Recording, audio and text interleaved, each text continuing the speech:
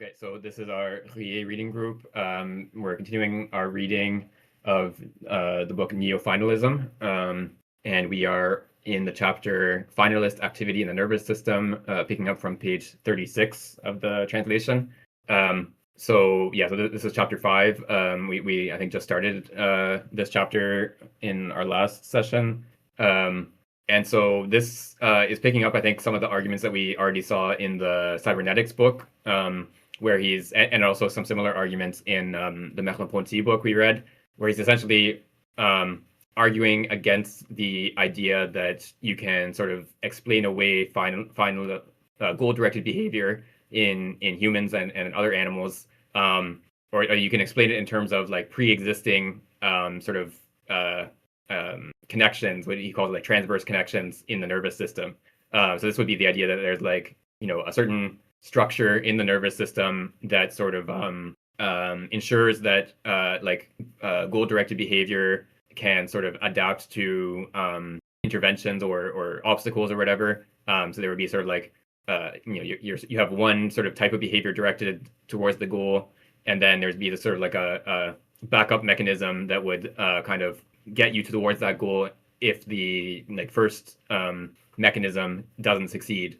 And of course, this runs into the obstacle that the more flexible the behavior seems to be, like the more capacity this behavior has to overcome obstacles or to take a detour and so on. Like the more kind of like backups to backups to backups you need to suppose must exist in the nervous system. And in general, it's not plausible that like every goal-directed behavior that we observe in humans and other animals has like 70,000 potential backups in case something goes wrong. And so one example, I don't remember if Ruyer talked about this, but it definitely comes up in the Merleau-Ponty book, is that there was this experiment that I forget who it was. Anyway, some psychologists in the early 20th century did with monkeys, where they essentially reversed the eye muscle connections to the eyes, so that like the muscle that previously turned the eye to the left now instead turns the eye to the right, and vice versa. And then they sort of display a moving object to the monkey, which the monkey would normally track with its eyes. And initially, the monkey, of course, the eye tracking behavior is reversed. So, like as the object moves to the left, the monkey's eye moves to the right. But then eventually, the monkey, and fairly quickly, the monkey adapts to the sort of new orientation of the muscles, so that now the eye tracks the object correctly. And of course, it seems pretty absurd to imagine that there was like a pre-built mechanism in the monkey's brain, like just in case the eye muscles happen to get reversed at some point in the monkey's life. Evolutionarily, it seems there doesn't seem to be much purpose to such a like backup mechanism, in case the evil genius comes along and disturbs your muscle to eye connections. So it seems like you have to, like in this case at least, and probably many other cases, you have to imagine that there's a kind of, or you have to suppose that there's a flexible capacity to adapt to new circumstances rather than just like a pre-existing like backup mechanism. And so it's this same kind of argument that Ruyer is making throughout this chapter, essentially saying that like you can't assume that there's always going to be like a pre-existing mechanism, whether in the nervous system or wherever, that will sort of account for the seeming capacity to direct behavior towards a goal despite obstacles or unforeseen circumstances. Like at some point you have to accept that there is actually a sort of improvisation in a real sense, that in the sense that there's not a pre-existing solution to this problem, and it's actually being invented. And so so like once you accept that there is this sort of real invention or real improvisation, then you kind of free yourself from the need to assume that there are these backup structures in any specific case. There might be, you might find that there are pre-existing mechanisms in certain cases, but you don't have to sort of assume that from the outset and then only as a sort of last resort admit that there is improvisation happening. You can just sort of take each case and evaluate in that case, whether you can find evidence for a pre-existing mechanism or structure that accounts for this seeming improvisation, and then you could say, okay, it wasn't really improvisation. There was like a backup mechanism that pre-existed, or you can just accept that there really was improvisation in this case. And this is also connected with some of his arguments. I think in chapter 3, if I remember correctly, about like embryology and the development of the embryo. And so, of course, the embryo also has this property of of arriving at a goal state, like namely the adult organism, or something resembling the normal adult organism, despite disturbances or taking a detour. So some of the famous cases where like you take an early an embryo early in development and you divide it in half, and the two halves each develop into just a smaller but still sort of like structurally normal adult. I think it was like frogs or something. I can't remember exactly what it was. And so in this case, of course, there wasn't like a sort of pre-built mechanism in the early embryo saying like, if you happen to get divided in two, then do this. And especially like in the case of the embryo, you're sort of accounting for the pattern that you're trying to explain is the fact that structures arise in this way, this sort of regular form of structure arises. And so you can't really, like, in principle, you can't account for the emergence of structure in terms of another structure. Like the appearance of structure is precisely what you're trying to account for. So you can't like suppose that there's like a mechanism in the egg that sort of ensures that it develops in accordance with the pattern that it's supposed to develop in, because you're trying to account for the emergence of structure in the egg in the first place. And yeah, so this is sort of like his general like pattern of argument, in all these different domains. And so the same thing is going to apply to the nervous system. Like, and of course, the nervous system is something that also develops over the course of embryogenesis. So like, if you want to account for why the nervous system or how the nervous system develops in the way it does, you can't suppose that there's like a meta nervous system that tells the nerves where to grow. Okay, so yeah, we can pick up from I think we were just at the top of page 36, if I remember correctly. So yeah, we can start from there. I can read. But the error is clear. Finalist action in external circuit, which presupposes a good condition of the brain, is only a complication of finalist activity in internal circuit. It is thus logical to consider the brain as the instrument of this complication, but not as the instrument of finalist activity in general. The central nervous system, extended by the eye and the hand, allows the organism to project its finalist activity into the external world. It enables it to structure and organize a vast domain beyond its integuments and internal organs. The brain expands the field of organic finality. It allows finality to spill over onto the world and to discover materials within it, construct tools and machines that are organic by their form and not by their matter. But quote-unquote to transport or quote-unquote to expand is not synonymous with quote-unquote to create or quote-unquote to bring into existence. This is not a curious, paradoxical, or even personal thesis. It is not even, strictly speaking, a thesis.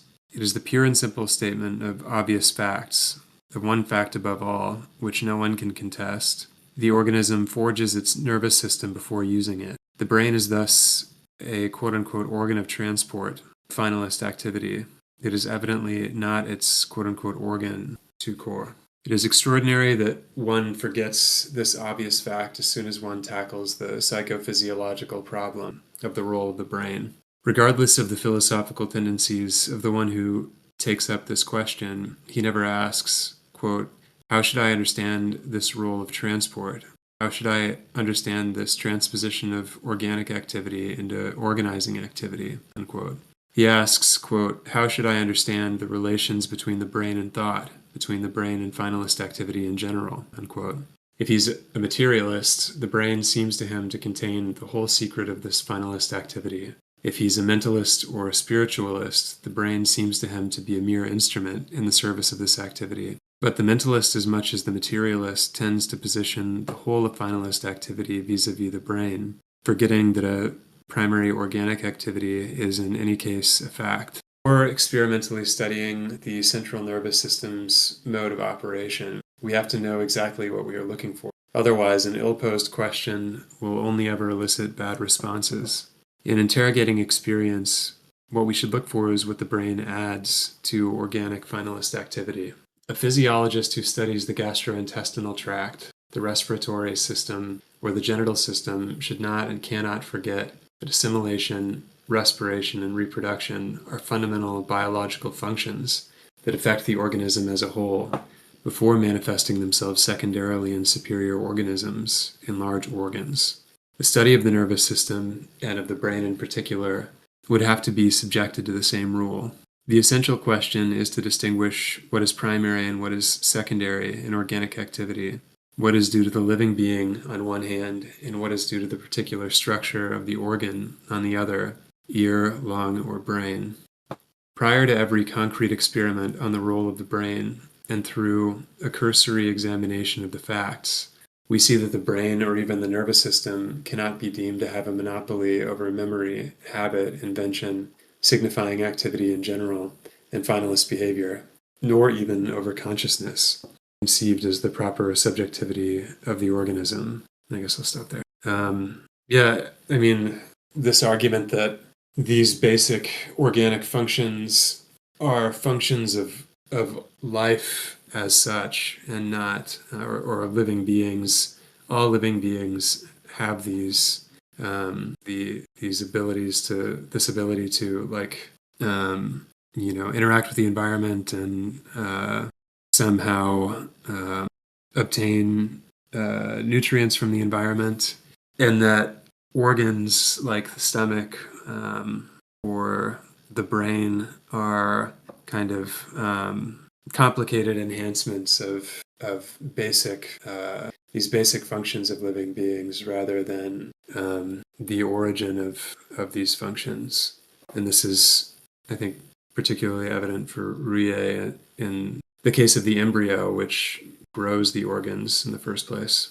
Yeah, and there's some interesting sort of contemporary research that is maybe related to this idea, because there's a lot of, maybe in the last 15, 20 years, research on plant cognition, that, plants are not just sort of biological machines that respond in this mechanical way to the environment, but they're doing things like, exploring the soil to find water in a sort of rational way, in the sense that they're, growing roots in a way that maximizes the volume of soil that they explore, like per amount of root that it has to grow.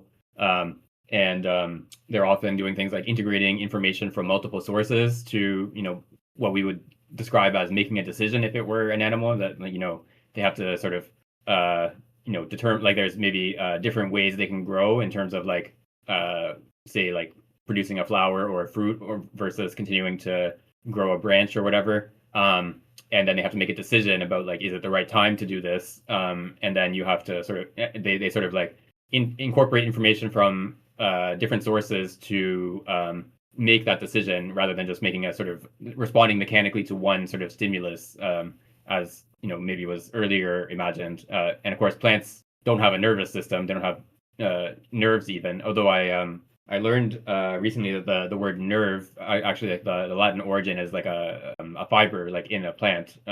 So yeah, it's kind of like coming full circle to the etymology of the word nerve. But yeah, so plants don't have a nervous system, but they're still capable of, doing things that in an animal we would describe as cognition. And so it's clear that these, abilities don't depend on the existence of a nervous system. And then you can even, like, in bacteria, there's also been, like, again, even more recently, like, looking at behavior of bacteria as, involving something like cognition, again, sort of incorporating information from multiple sources, and, weighing one sort of source of information from against another, and then making a decision. And, this is, the type of thing that we would call cognition in the case of an animal doing the same thing. So it doesn't seem to be much reason not to call what the bacteria are doing cognition. And of course, bacteria don't have a nervous system either, because they're, just one cell. so yeah, it seems like what Ruyer is describing here, this sort of like ability to respond to the environment in an appropriate way, and in particular a way that's not sort of predetermined, that involves creativity or invention or improvisation, in light of a certain goal. That seems to be a lot more widespread, at least in the biological world, than maybe was previously assumed, and you could even make a case that it's like, as Ruyer suggests here, an intrinsic capacity of living beings is precisely that, ability to respond to the world in that way, and sort of make use of the environment for its own goals. So yeah, like obviously this is stuff that Ruyer would not have had any knowledge of, because it was only it only first started to be studied many decades after his death. But it's interesting that some much more recent work could definitely be taken as confirmation that he was on the right track.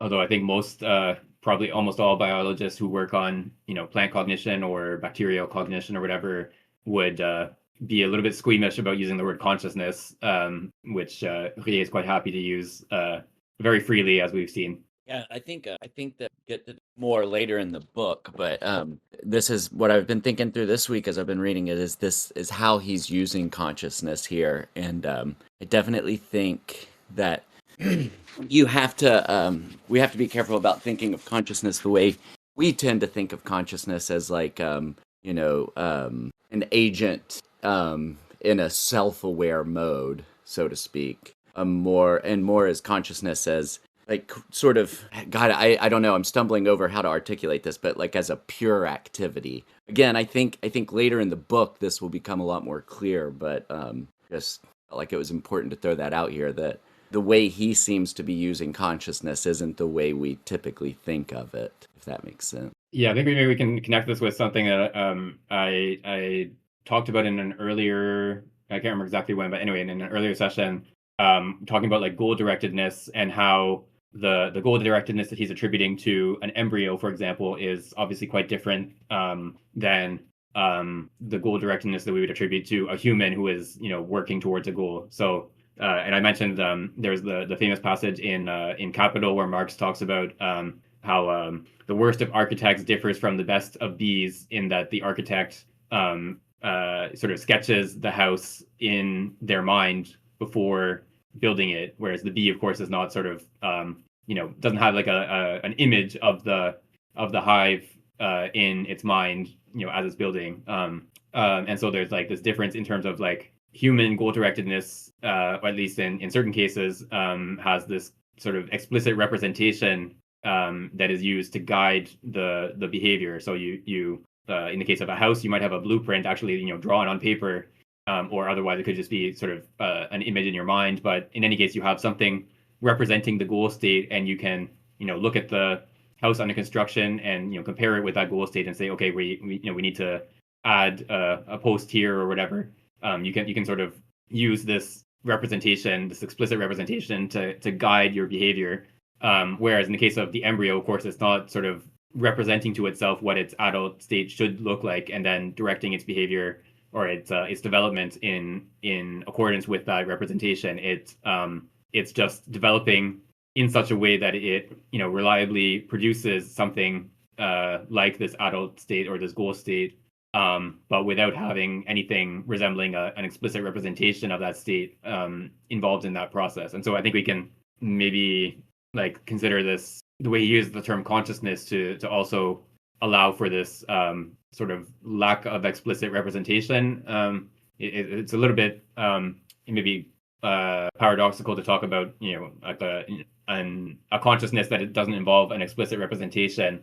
But maybe we can think of things like when you're sort of like an example that maybe that is helpful here is like when you're involved in like some intense athletic activity, you're playing tennis, for example. You don't sort of like represent to yourself explicitly, okay, I need to hit this ball with the racket at this angle and like this much force, etc. You just sort of see the ball coming and you move in such a way as to hit it the right way, you like without even really thinking about what you're doing. And if you do try to think about what you're doing, usually it will like mess you up. And so you have this goal directedness in the sense that you are clearly, trying to play tennis, trying to hit the ball the right way to win the game, etc. But at the same time, you're not sort of like explicitly setting yourself a representation of, like this is the angle at which I need to hold the racket to be able to, put the ball in the right location. And so I guess let's put another example, even like a more everyday example, is that like when you get on the elevator and there's someone already there, you, without even thinking about it, you sort of stand at a certain distance from the person. Like if you were to, get on the elevator and stand right next to the person, like the person would immediately just step away. Like it would just feel weird to be like standing right next to someone when the whole rest of the elevator is empty. And this is something that like you don't sort of have to tell yourself, okay, the social rule is to stand X meters or X centimeters away from the person in the elevator or whatever. Like you just like feel that this is the right place to stand without even thinking about it. And so and so in this case, you can maybe attribute a goal to this person of like not making the other person feel uncomfortable and not making yourself feel uncomfortable, standing next to this person. But it's not a goal that you are sort of like explicitly telling yourself that, here's what I want to achieve and here's the steps I have to take to achieve it. So yeah, a lot of our behavior, even when there's a clear goal directedness to it, doesn't involve a sort of explicit representation of that goal. And so I think so in some sense you can say that like, when you're playing tennis, you are, conscious of where the ball is and where your racket is and what angle and grip and so on you're using. But at the same time, it's not something you're sort of explicitly representing to yourself, that you have to sort of like tell yourself, okay, now I need to rotate the racket by 13 degrees and so on. So it's sort of like an inexplicit consciousness, if that makes sense. So maybe, as Organ also put in the chat here, so it's like there's a sort of direct active consciousness that is involved in, like the playing the tennis example, rather than using signs of some kind, like, inner speech, for example, of saying, okay, I'm going to rotate the racket by 13 degrees. And of course, when we do use something like inner speech, or like a sort of like visual, you sort of like picture yourself turning the racket, for example, this is like far too slow to actually guide your behavior in the moment. This is something that you would do, say, like after the match, you sort of like, think through, okay, what went wrong in this place, or this went really well. How do I do that again? You sort of like, it's sort of like an offline sort of evaluation of what you did or plan to do next time or whatever, as opposed to something you can do in the moment. If you have to sort of tell yourself at every step what to do, you're just going to be way too slow to actually, do the action in a skillful way. And just as sort of aside, about the thing with the elevator made me think of, there's this like sort of school within sociology called ethnomethodology.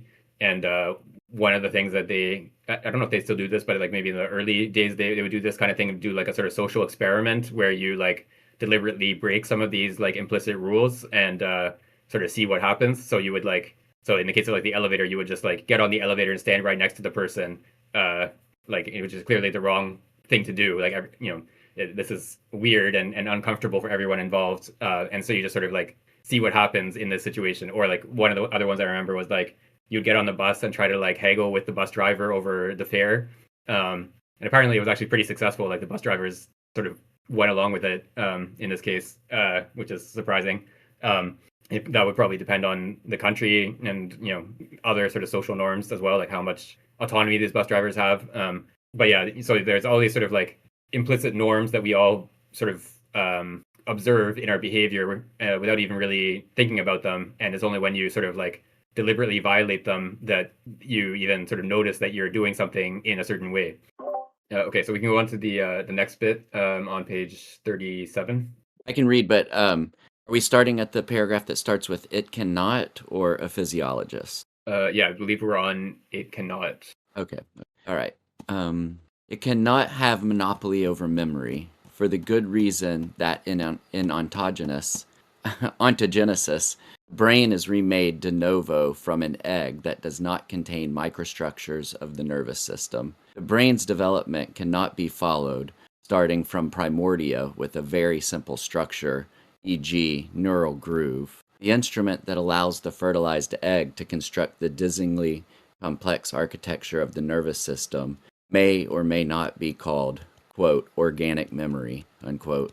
In either case, there is no question that the eventual role of the brain in psychological memory will be subordinated to what, anemic or not, built the brain to begin with and did so without using a brain. The brain cannot have monopoly over invention because, for better or worse, we have to recognize, even though we may shrink before the term, an organic invention of organic tools. These tools are quite similar to the tools that humans manufacture by means of their brains, similar in their form, if not in their material. The human brain is certainly responsible for the fact that wooden or steel tools exist. It is surely not responsible for the existence of organ tools made up of living cells. The brain is indispensable for the existence of chemical or pharmaceutical factories, but certainly not for the existence of the liver or the endocrine glands. The brain intervenes in the artificial camouflage of hunters or warriors, but the nervous system, combined with humoral mechanisms, intervenes in organic camouflage only for the individual adjustment of chromatophores in animals with variable homochromy. It has no monopoly over learning, over the acquisition of habits, because even protozoans proved during experiments to be capable of acquiring habits, of presenting behaviors in the ordinary sense of the word and not in the behaviorist sense, because there is in plants a kind of adaptive behavior very close to animal instinct, and because ontogenesis itself can be equally or better described in terms of, quote, formative instincts, unquote, than in terms of chemical inductions. If the brain is an instrument of finalist activity, then by definition, the ontogenesis that constitutes this instrument has to be a finalist activity, one that can do without the brain. Last, the brain cannot have monopoly over consciousness. This point is more delicate, not because there is any reason to hesitate over it, but because an essential and difficult distinction becomes necessary. The brain certainly has monopoly over sensory consciousness, that is, a consciousness whose, quote, information content, unquote, is supplied by sensory organs modulated by external stimuli. Indeed, it is paradoxical to say, with Bergson and several other contemporary authors, that the area striata, for example, this cortical retina, is nothing more than a center of movement. But the brain does not have monopoly over what could be called organic consciousness, whose quote-unquote content is constituted by the organism itself or by its living elements. The term quote-unquote content should be taken here in the particular sense of, quote, information content, unquote. What quote-unquote informs psychological consciousness, if we tentatively ignore kinesthesia, are the objects of the external world, their pattern, which is transmitted more or less faithfully by sensory organs. What, quote, informs, unquote, primary organic consciousness, in contrast, is the form of the organism, its formative instincts, and the instincts directed toward a specific Umwelt. The brain does not bring the external world into existence as a world for the organism, but it allows the organism to act with detailed information on this Umwelt inherent to every living being. Just real quick, I'll say a couple of things about this passage. One, and what I've gotten really used to in this book is how quickly, like this section, he brings up something that might be a huge area for debate. Someone else may, take 100 pages to kind of talk through, and he just sets it up and knocks it down. Hey, here's the issue, and here's the obvious answer to it. But basically, and he's been setting this up throughout the book, where he kind of gives the three the three levels or whatever of different activity out to consciousness. And so basically he's showing here that the brain, which we usually attribute kind of a primary function to these different things, he shows that there's actually a deeper functional role within the organism, and so the brain is not primary for these finalist activities, including consciousness, which I think most people would be surprised by that statement, that claim that the brain is not the primary center of consciousness. But the brain is essentially just functioning as sort of the conductor of all of these activities between the external environment and the organism, more or less. Yeah, I think like maybe the first steps in this argument are probably less controversial, though even there would probably be some objections. But like, saying that, for example, that like the fact that the brain develops in embryogenesis obviously can't be sort of directed by a meta brain that sort of tells the brain where to go or where to develop. That there has to be something like a memory and invention in the sense that the structure of the brain is not just sort of random. It's not like created anew every single time. The brain of a newborn human develops in a similar way to the brains of its parents, although obviously with differences. But also at the same time, like say an injury to the brain, or the kinds of experience that child undergoes will affect the way that the brain develops. So clearly there's like adaptation and capacity to respond to unforeseen events in that developmental history. So yeah, so all of this this learning, this memory, etc., can't actually be sort of it can't depend on the existence of a brain. It has to be something that ensures the development of the brain in this way, and so that therefore it can't sort of rely on the brain to guide it. When he gets to consciousness, that's the one that is probably going to be the most controversial. He's clearly using this term consciousness in a different sense than maybe the more typical uses. And so maybe like an analogy I think here that might sort of help to get what he's talking about here is something he talked about, I believe, in the cybernetics book, when he talks about the retina and these sort of retinotopic maps in the brain. So there are certain brain regions that he's alluding to in this passage that you can sort of where you can draw like a point by point correspondence between this region of the brain and a region of the retina. So you can sort of like map the retina onto this portion of the brain. And this sort of leads certain, or has led certain scientists who are studying this, psychologists and physiologists and so on, to sort of suppose that it's actually this region that has this retinotopic map that is sort of is what is being sort of is the more sort of direct cause of visual perception.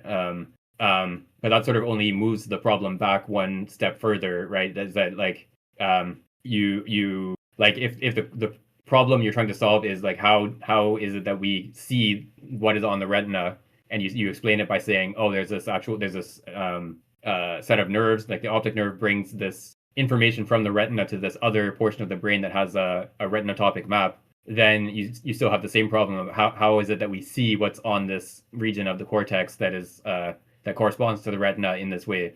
And then like sort of like a consequence of this way of looking at visual perception is that there was this sort of debate about the problem of how it is that that we don't see the world upside down when the optical image that's projected onto the back of the retina is actually upside down in relation to the objects outside that the eyes is fixating on. And of course, this is a kind of pseudo problem because it's sort of like supposing that there's like a little person inside your head who's looking at the back of the retina and then has to sort of like figure out that this image is upside down and flip it the right way up. And of course, that would just raise the problem of how does this little person in your head see the image and is there like another upside down image in that little person's eye and so on. Yeah, so this is like sort of like the idea that there's something inside you that is seeing the images, whether on the retina or on these regions of the cortex that have the retinotopic map, etc. It's a very sort of like appealing kind of assumption to make in a certain way of thinking, but it also doesn't actually solve the problem if you think about it for a few seconds, because you're just sort of like pushing back the problem of what seeing actually is. You're just saying, well, seeing is when a little man inside your head sees. And so what Ruyer wants us to get from this kind of problem, or this kind of like paradox, is like that we have to take this seeing as a kind of like immediate seeing, rather than a person inside the head seeing a representation.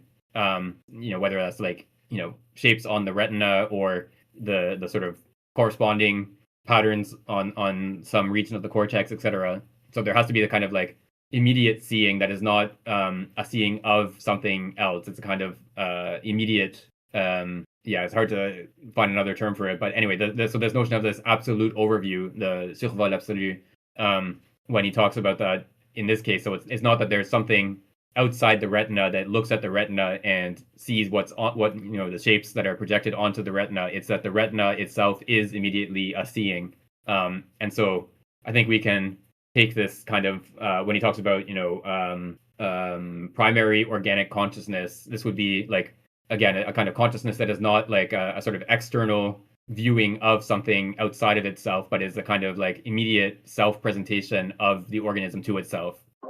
Okay, we can go into the next bit. I can read this one. Okay.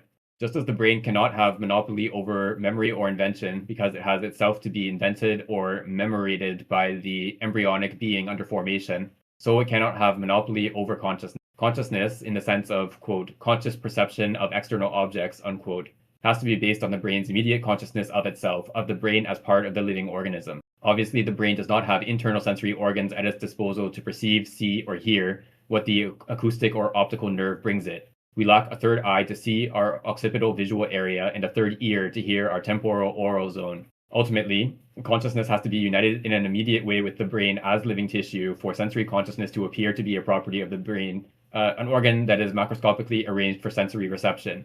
Because the third eye or third ear is just a myth, like the quote-unquote gaseous vertebrate, it is not the structure of the sensory organ or the structure of the brain as a macroscopic organ, like the stomach or the heart, that brings consciousness into existence for the first time. This structure only determines the way in which consciousness will be quote-unquote informed by the pattern of external objects. Another order of considerations can help us mark the distinction between the brain as a macroscopic system for the use of organic consciousness and the brain as living tissue for which primary consciousness is from which primary consciousness is inseparable. It is the case of automatic machines that contemporary industry is improving so quickly. The rib cage, the stomach, the kidney, and the heart, as macroscopic structures, can be very easily imitated by machines, which may at times be used in medicine and surgery. An iron lung or an artificial kidney, where the blood of an intoxicated person is circulated, and so on. No doubt these machines merely reproduce the massive operation of the organs in question. Nothing prevents us from perfecting them to the point of making them reproduce a quote-unquote finer operation. A true external artificial lung could theoretically replace not only the paralyzed rib cage, but also the diseased lung by oxygenating the blood. Chemical indicators sensitive to blood pH levels would regulate the respiratory intensity of the machine, just like the reflex that normally excites the nervous center of breathing.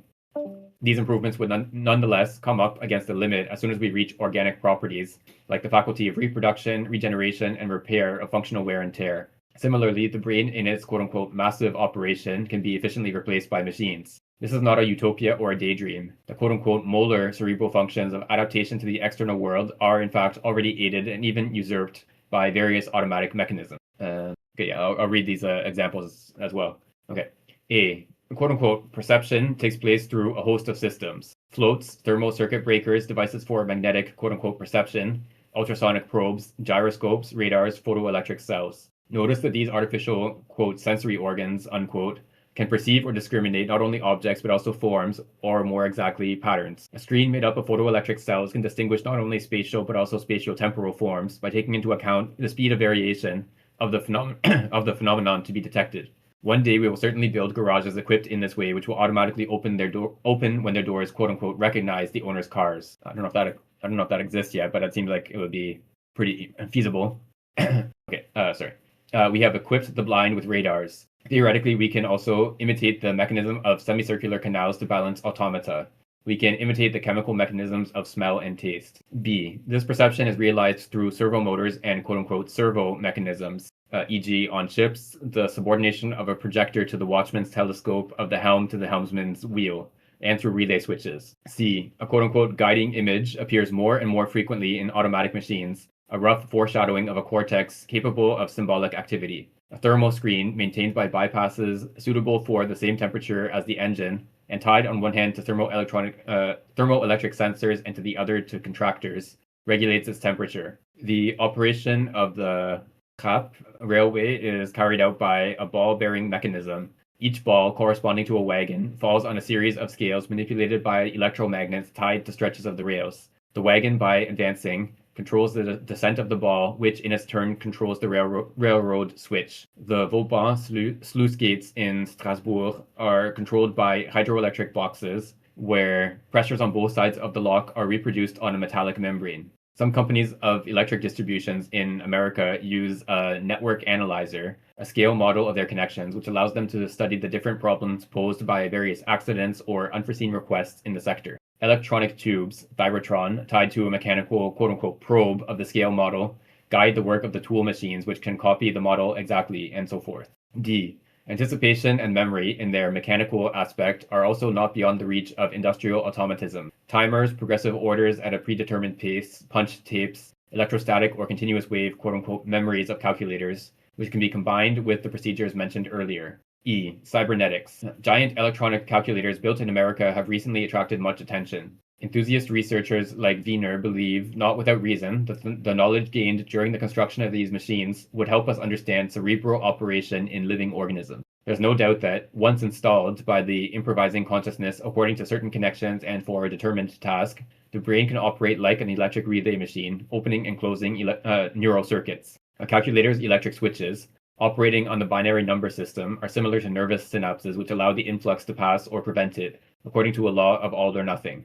And he's going to go on more about cybernetics here, so I'm going to stop there. But yeah, so he's talking about all these different sort of extensions of the capacities of the brain into different tools and instruments. And so like maybe the first, like the, I guess most external ones are these perceptual instruments, or sensors and detectors of various kinds. And of course, these are, I mean, there's any number of detectors that often can detect things that humans can't detect at all, or they have better acuity than humans. So like you can have a light sensor, for example, that's more sensitive than the human eye, at least in certain circumstances. And he points out that this is not limited to detecting a certain spatial pattern, for example, but also you can detect a temporal pattern. You could have like a radar that is constructed in such a way that it can detect a plane based on the movement of the detected object, how quickly it moves through the region that the radar is sort of scanning. So this is all pretty, like, I'm sure that existed at that time and definitely exists today. Yeah, and so you can think of all these visual recognition, facial recognition systems that we have today that can take an image and recognize what's in it, and there's all sorts of similar object recognition and event recognition tools as well. So you can set up a CCTV camera with pattern detection, monitoring it, that can detect like if a person is trying to break into a building, for example. And then you can have these sort of servo mechanisms as he describes them. So here you have like some sort of feedback loop between the detection and some sort of effector mechanism, so that as you, for example, move a ship, it will sort of change what what information is displayed in the cabin of the ship, and vice versa.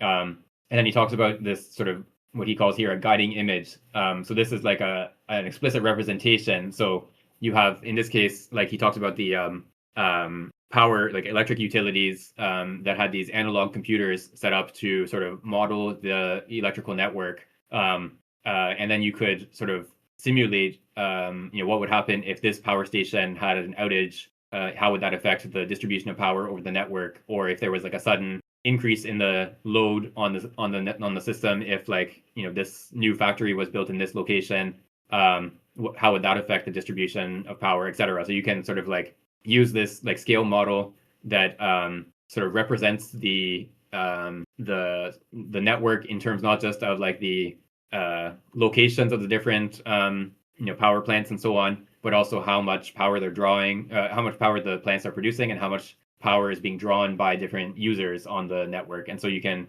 use this model to guide the actual interventions in the real network. Yeah, so there, like this was probably like sort of like the peak of this kind of analog computer system was like around the time he's writing this in the 50s. Of course, later this was replaced by digital computers that use where you would have a digital simulation of some system maybe to guide how you would respond to events that happen to the system. But in any case, here we have something more like cognition, I guess, in the sense that it's an explicit representation of the system. And then he talks about you can have anticipation and memory. Of course, you have computers that have a memory system. This time there was actually it seems quite strange to us today, I think, but and kind of weird, but there were these like memory systems that were it was a tube of mercury in which a sound wave would bounce around as a kind of memory, like, and then you could read off the sound wave to retrieve what was in the memory, and because mercury is so dense, this sound wave would sort of like it takes a very long time to decay compared to sound in air. And this was like, so yeah, you have these like tubes full of mercury as a memory device that was used in these early computers. And then of course there's like punch cards and tapes and so on that were also used for like longer term storage. Yeah, and so you can have like a set of instructions, for example, that a machine will read that can say like when the clock in the machine reaches a certain time, then perform these instructions. So you have a sort of anticipation of the future. And then also memory, you can have the device record information that it's receiving from these sensors, and then store that and potentially use that in the future.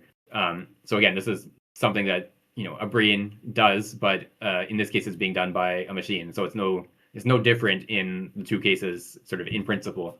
Yeah, so I'll leave the cybernetics one because he's going to go into that in more detail later. But the idea here is again is like when he's talking about the cooking as a kind of externalization of digestion. The idea here is to see these two phenomena, whether it's happening within the body of the human organism or outside as something produced by humans in the form of artifacts. These are essentially the same kind of thing.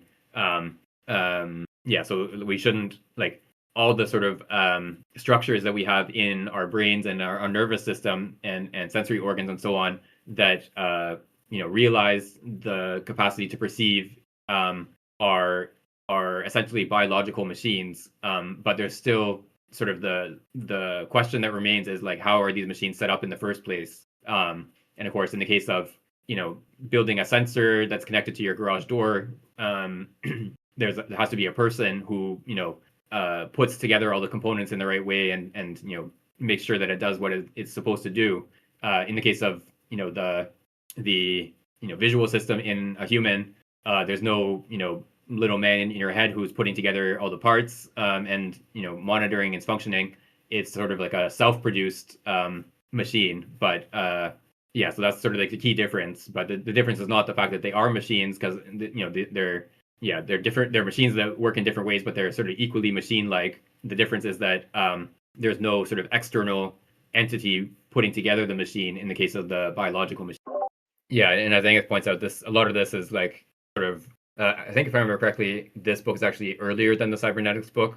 So it's not sort of taken from the cybernetics book, but he's clearly sort of running through the same arguments here as he does in the cybernetics book. Yeah, so it's not new for us. So this is just sort of taking arguments that we've seen in another context and applying them to this, or sort of recapping them in this context. So he goes through it in much more detail in the cybernetics book, but here he's just sort of like going through the same argument in a couple pages rather than 200 pages of a whole book. I'm kind of hesitant to ask, but I haven't read that book.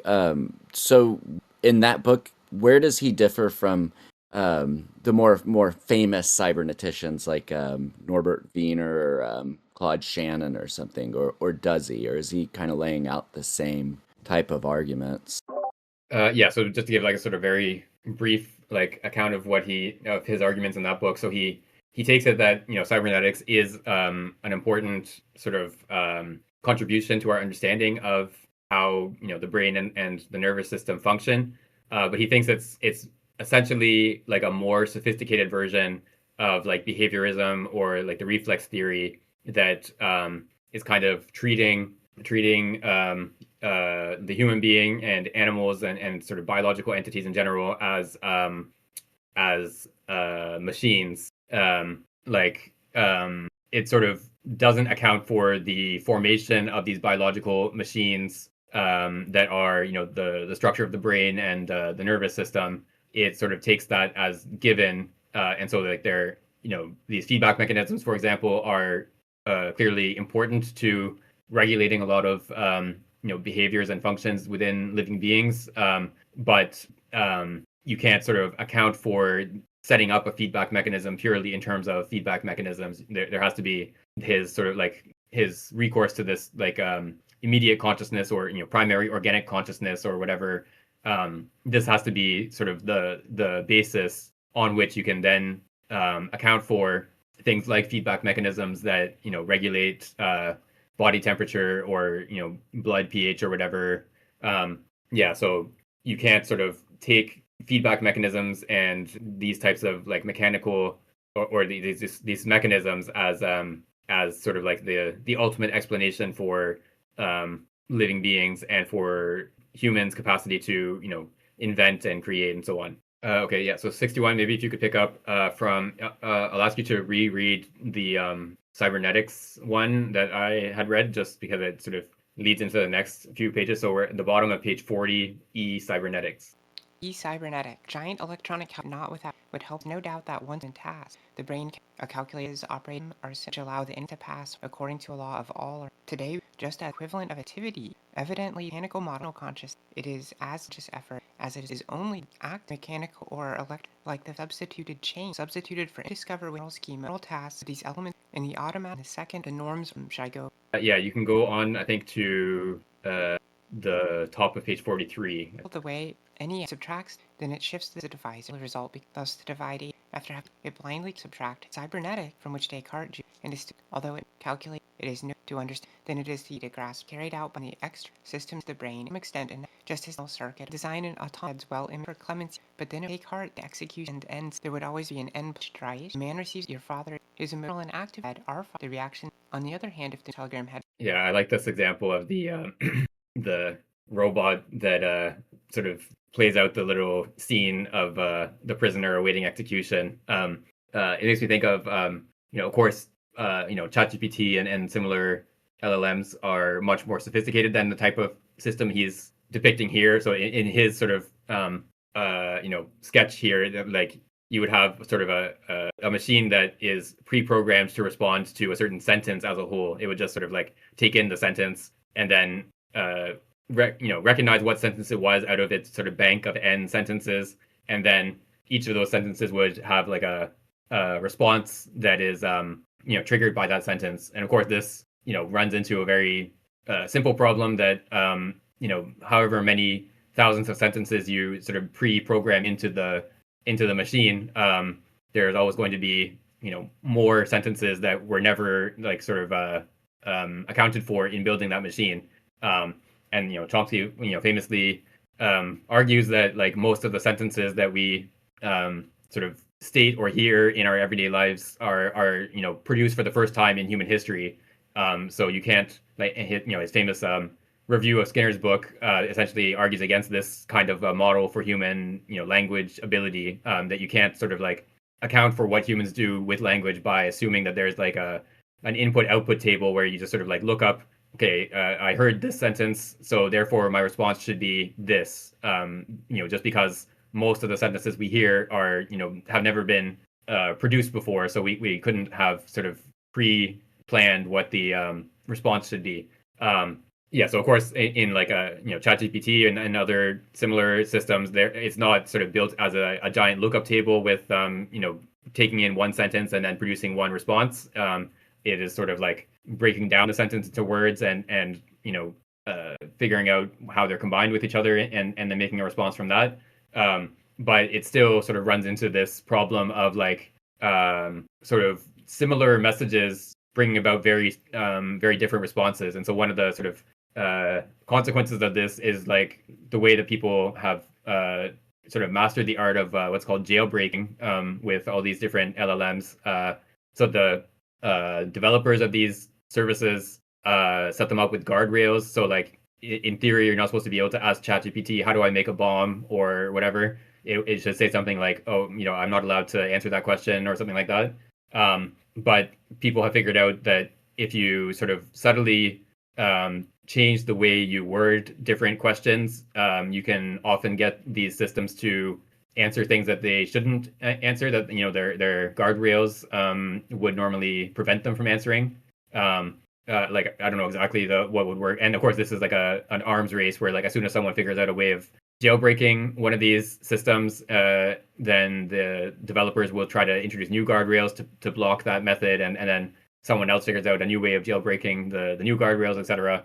Yeah, exactly. So you do things like sort of you tell it like, yeah, you're doing improv and you've just been prompted to give a speech on the perfect bomb recipe. So you don't tell it, how do I make a bomb? You tell it like, imagine someone was asking you how to make a bomb, what would you do, etc. Yeah. So as soon as you sort of introduce these like sort of indirect, ways of sort of ways of like introducing indirection to your question, obviously a person would pretty clearly recognize, okay, I'm still conveying the information how this person should build a bomb, whether I'm pretending I'm in a movie or not. And so if the person was guided by the intention of not providing information about how to build a bomb, they would refuse it in any of these cases. But because this system is not doing something, is not actually sort of understanding the goal of not allowing people to build bombs. It's really just sort of recognizing a type of question that it's not supposed to answer.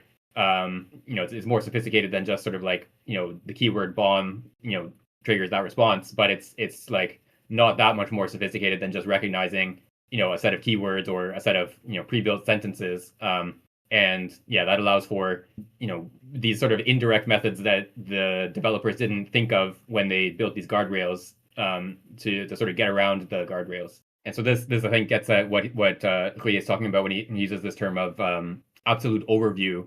So like he talks about how in the case of ENIAC doing the calculation, so it gets to the point, so it will take like 84, so it's subtracts 3 from 8 to the to calculate the division of 84 by 3. It will subtract 3 from 8 to get 5, and then 3 again to get 2, and then it will subtract 3 from 2, even though it clearly is going to get to a result, a negative number. And so a person who is doing this would not actually have to sort of sit down, like if you were following this algorithm on paper, you would not go, okay, now I'm going to subtract 3 from 2, and then I'll see if the result ends up being negative. You would just sort of immediately see that it's negative, and not bother, doing that subtraction. This is obviously a very, simple, case of like understanding the goal of this algorithm.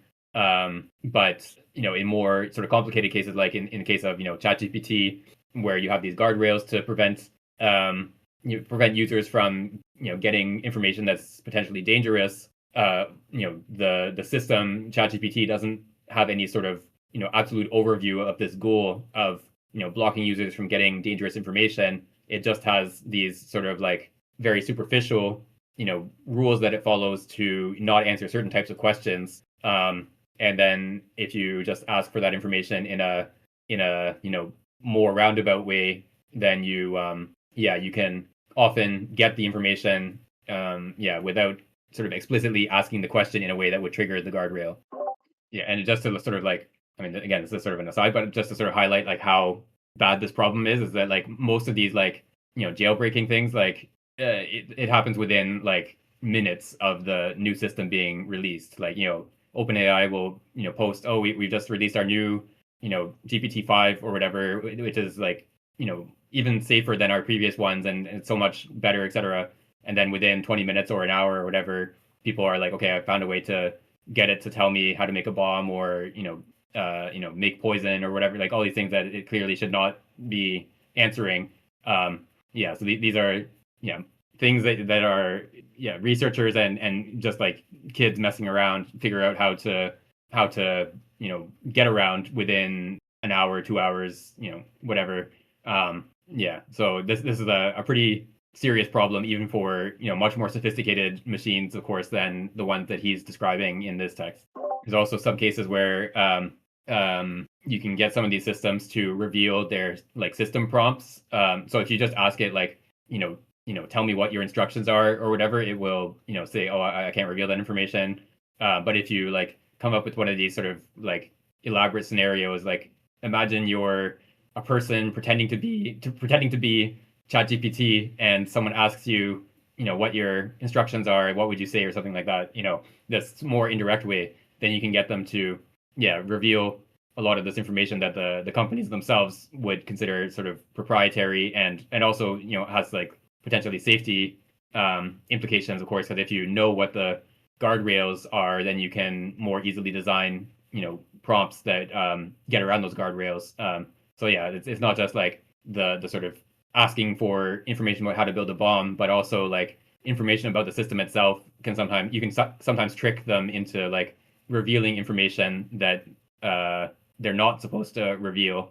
And some of these cases, like there's like a line in their system prompt that says something like "Don't reveal this information" or whatever, but you still like, even though they're explicitly told "Don't reveal this information," if you like ask them in a certain way, they like get confused and reveal exactly the information that they were told not to reveal. So yeah, it's definitely not an easy problem to solve.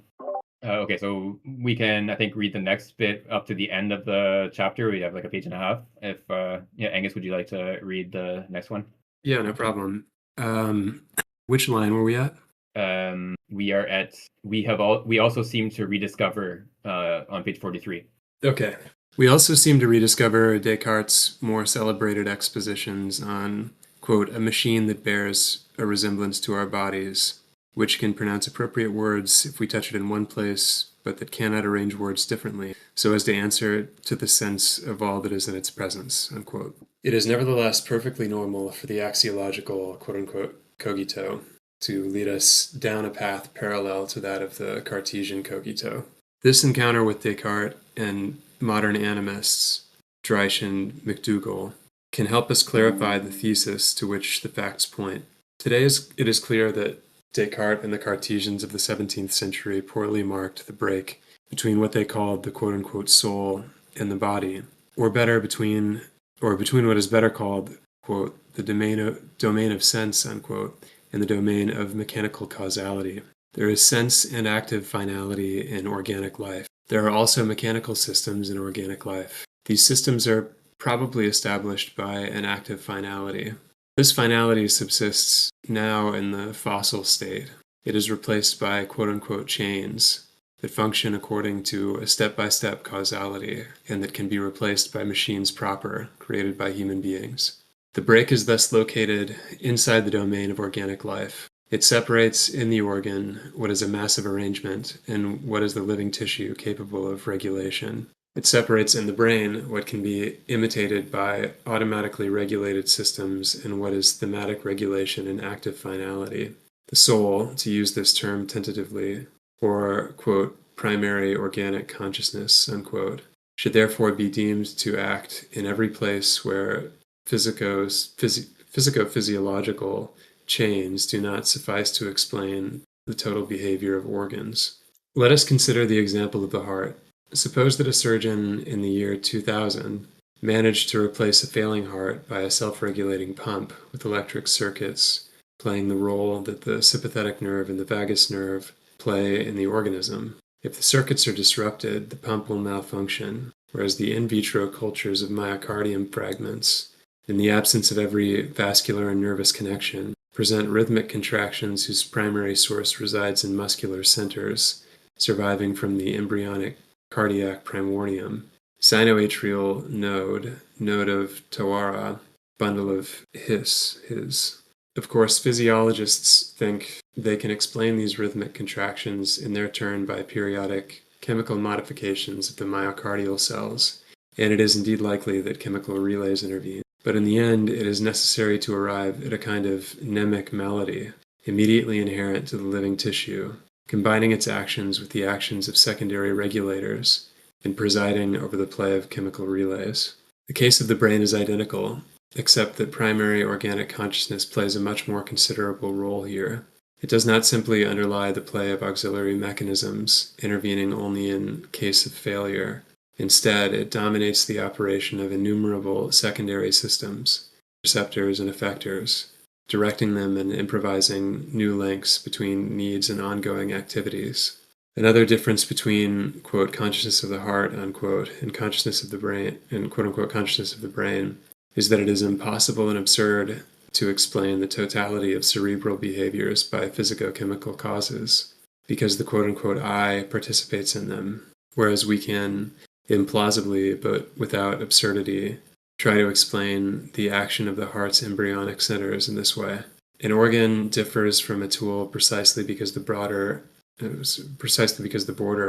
between the domain of sense or active finality and the domain of causality divides the domain of reality of the organ, whereas it leaves the tool in the domain of step-by-step causality because the tool is built and inspected from the outside. It's this argument that the kind of teleological function works sort of beneath and in between the mechanical functions is interesting. In the next chapter, he'll talk about, I think the guy's name was Lashley, these experiments that showed that brain lesions have to be relatively widespread or cover a large area of the cortex in order to produce like noticeable learning differences. Maybe that kind of the continual functioning of learning, even when I guess maybe some of the more mechanical functions of the brain have been damaged in part, might be the kind of thing he has in mind here. Yeah, so there was a debate in the early 20th century about the extent of localization in the brain. So the question is, like, to what extent is there specialization of a certain region of the brain for a specific function, as opposed to sort of general participation of the brain as a whole or of broader regions of the brain in different activities. So I think the Lashley is more towards the side of against localization. I think maybe more recent work is maybe would qualify some of his results, but there's still, of course, someone can suffer a stroke, for example, that affects their ability to speak because there's a certain region of the brain that where tissue has been destroyed, but often, not always, but often they can recover the ability to speak, maybe with like a stutter or, more difficulty than before, but still, comprehensibly, after a few months. So, clearly the brain is, adapting.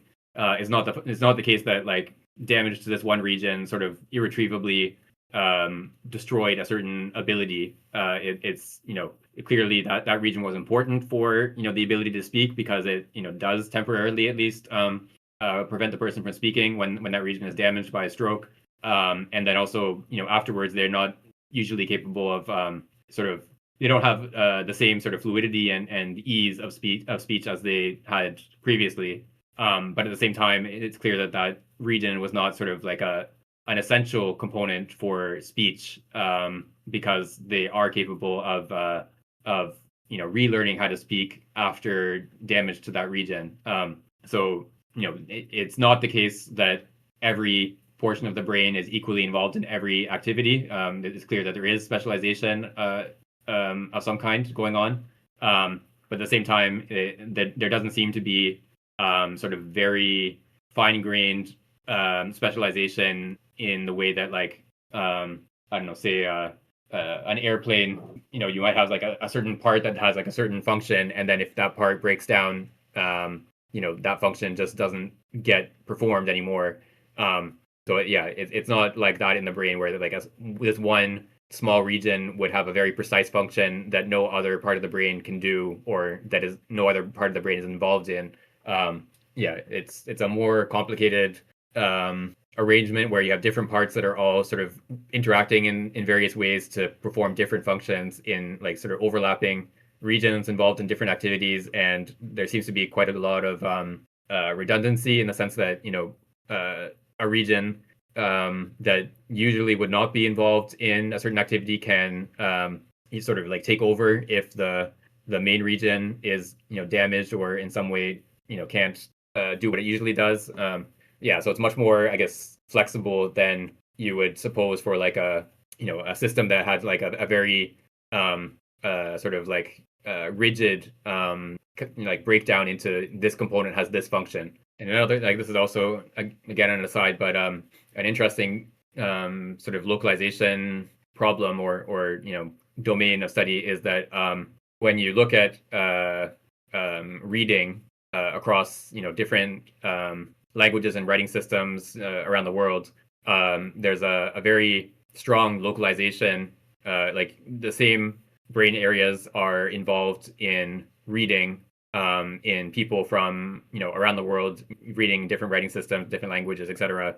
And so this was sort of like if you just sort of naively took this information in, you would sort of imagine that there was like a reading module in the brain that had evolved, that humans had evolved to specialize this region of the brain for reading, which obviously, since writing in general is like around 5,000 years old, there's nowhere near enough time for humans to have evolved a reading region of the brain. So clearly there's like whatever it is about this region of the brain that has resulted from human evolution, like something about the structure and capacities of this region of the brain makes it uniquely suited to performing reading tasks. But at the same time, it's only because humans are developing in an environment where writing exists that this region ends up being specialized for reading. And so presumably 500,000 years ago, when there was no writing, this region of the brain was probably involved in various other things. But yeah, it's only much more recently, when most humans are being raised in like are exposed to reading in the environment in which they're raised, that region has this sort of specialized function. So we can, I mean, it's not inconceivable that a lot of the other sort of specializations that we observe are also in part the result of features of the environment in which humans are raised, as opposed to intrinsic intrinsic properties of those regions. There's some sort of interaction between a region of the brain has these properties, and the environment in which the person is raised has this structure, and the result of that is that this region ends up specializing in doing X. But that's not like, it's not that the region has like a sort of intrinsic specialization in X. It's just a conjunction between the properties that the region does have and the patterns of and structures in the environment that the person is exposed to. And yeah, so we can think about this maybe in connection with the machines, as Angus is suggesting here. So like I don't know, trying to think of a good example, but like you can take like many machines that, or many inventions that exist in sort of like a more technically developed society are based on pre-existing elements that are sort of put together in a new way or repurposed to perform a new function. So like you have a steam engine, like I talked about, I think in a previous section, you have a steam engine that's used initially just to pump water out of a coal mine. It's only several decades later that it is applied to move a train, for example, from the coal mine to a port or wherever. The steam engine was designed to perform a certain function, and then someone had the idea, we can, change the way that this steam engine is connected to, the mechanism, or like what mechanism it's connected to make it do something completely different. So in this case, the sort of principles that govern the way that the steam engine works, thermodynamics and so on, are the same in both cases. But there's a different goal.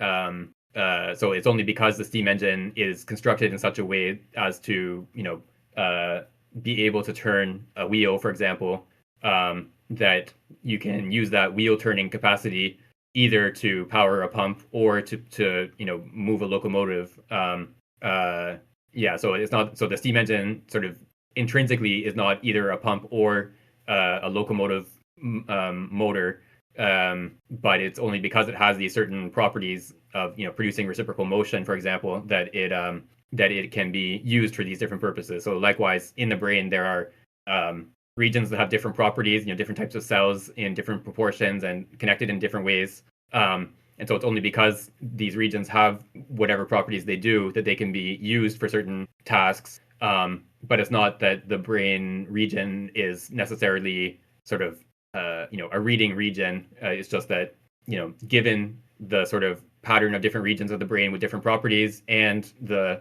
structure of an environment in which there is writing, and of course, all the sort of institutions of teaching people how to read, all of this together results reliably in the specialization of this region in reading tasks. But yeah, it's something that, of course, depends on sort of a contingent coming together of all these different circumstances.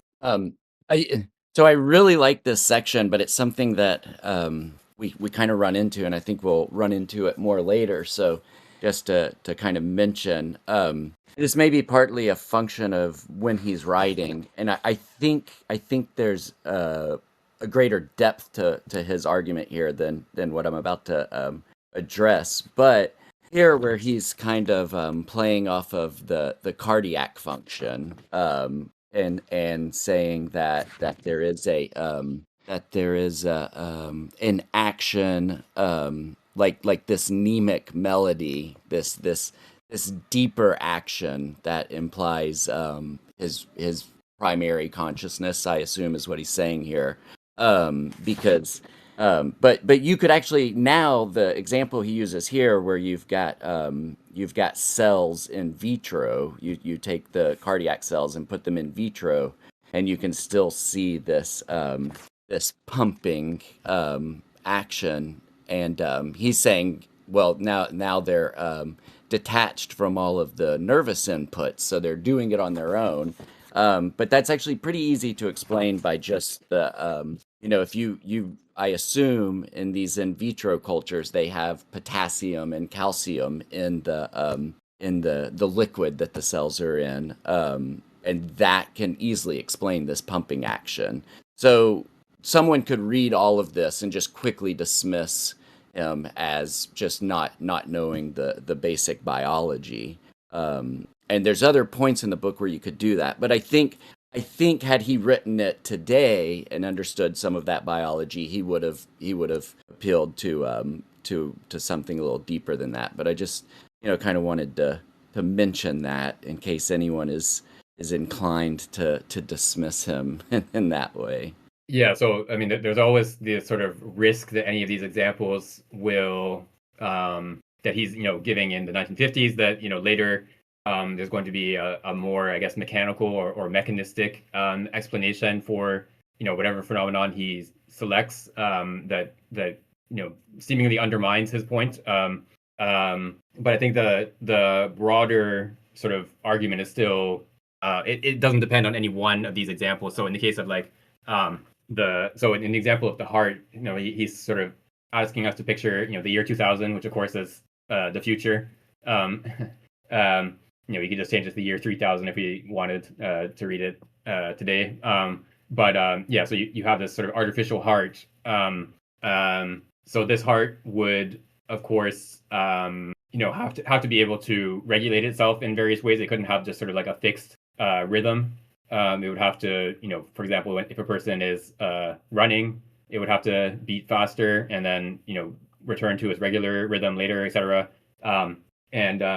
also the human heart, like the actual biological heart, has a sort of ability to sort of to find its rhythm again after a disruption. So if you are exposed to an electric shock that sort of scrambles the pattern of contraction in your heart, you can, depending on, of course, on what exactly has happened, you can sort of recover your heart rhythm. And also, and sort of the reverse, of course, is the way a defibrillator works is that like if your heart is not contracting in a proper rhythmic manner, so like the different muscle cells are not sort of coordinated with each other, and so therefore your heart is not pumping blood as it should. The defibrillator sort of like jump starts the heart again, and then it hopefully will be able to sort of find its own rhythm and start contracting properly.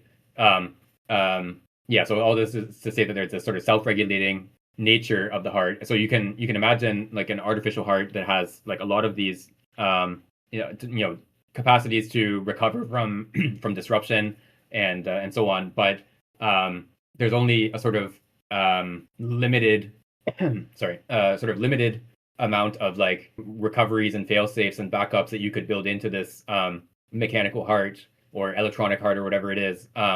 At some point there would be a point where maybe a valve has to be replaced or some component has to be replaced with a new one from outside. Whereas, of course, in a human heart, the biological heart, the sort of ongoing repair function is something that happens, by itself, or like as part of the physiology of the body itself. You don't have to like buy a new valve to add to your heart. Of course, it's not a perfect self-repair. There are certain damage that is too great to be repaired, or there's like arterial plaque buildup that can lead to risk of a heart attack and so on. All these things are it's a finite, and it only lasts a certain amount of time. But during that lifespan, there is this capacity to sort of repair itself in a way that even sophisticated machines that have like lots of fail safes and self-regulation built into them are not capable of doing. And so it's this sort of like capacity to repair itself, to sort of produce itself. I mean, the organism as a whole is producing itself all the time. It's that sort of intrinsic capacity to produce itself that he's pointing to as something that is in principle different than even sophisticated machines that we could imagine performing all kinds of like self-regulation. But yeah, like the whole like cardiac rhythm is actually a pretty interesting, like it might seem very sort of straightforward that just the heart pumps at a certain rate and that's all there is to it, but it's actually much more. There's a lot more to it, of course, because you have many different muscle cells that all have to be coordinated, and the rhythm is not static. Like I mentioned, of course, if you're exercising, your heart will pump faster, so it has to adapt to the sort of demand on the organs. So there's like and how it is exactly that all the different cells are coordinated with each other to contract in the right rhythm is also quite interesting. There's a lot of there's a lot of physiological regulation and structure that goes into something that seems as simple as making the heart beat at a certain rhythm. Okay, so we're at a chapter break and we're basically at time, so I think it's a good place to stop. So we will pick up on the next chapter, the brain and the embryo, next time. Right, so thanks everyone for coming out, and hope to see you